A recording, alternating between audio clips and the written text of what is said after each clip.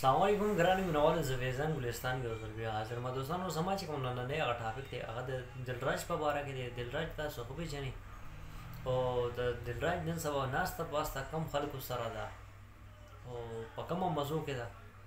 زه به تاسو سره د دلراج متعلق ټولې خبرې به په دې ویډیو کې شیر کوم. خو دوستانو شرط دا دی چې تاسو تر اوسه پورې زما یوټیوب چینل نه سبسکرایب کړی نو پلیز تاسو ځان سره زما د یوټیوب چینل هم سبسکرایب کړئ او ورسره په خوا کې دا بیل آیکن هم پریس کړئ. نو راځو دوستانو د ټاپک اړخ. نو ټاپک زما دا دی چې دلراج چې دی نو نن سبا فاطمه ګل مراد دې سره ډېر زیات کلوز شوی ده او ډېر زیات اټیچ ده.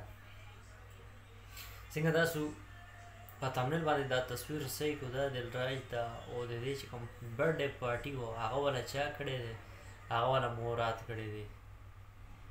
مراد والا څه دپاره کوي هغه هم تاسو ته پته ده، ولې چې نن سبا مراد سایډ بزنس کولو کړی دی او بهر ملک چې دی نو دوبۍ هلته کې شو ایونټس کوي او بس هلته نه چې کومې پیسې راځي نو هغه خپل جیب کې اچوي او دی چې دی نو بس هلته کې وځي، بیا دی له هم خرچه پاڼې خو به ورکوي که نه خامخا. نو دی هم په دې باندې خوشحاله دی او مراد هم چې دی نو خوشحاله دی. 15 واړه ګوتې په غوړو کې دي. ډېر ښه کاروبار یې شروع کړی دی نن سبا. او بیا دلراج دا هم چې دی نو بس عقل شعور نه لري، بس ځای ځایګی نه ګوري، بس ورسره په منډه شي. اول د بیکګراونډ ګوري دا کس څنګه دی، د کوم بیکګراونډ سره تعلق لرونکی دی، د ده کرکټر څه دی، هغې نه پس بیا انسان چې دی نو ورسره ناسته پاسته کوي. خو څه ووایم بس ټول یو شیزونه دي.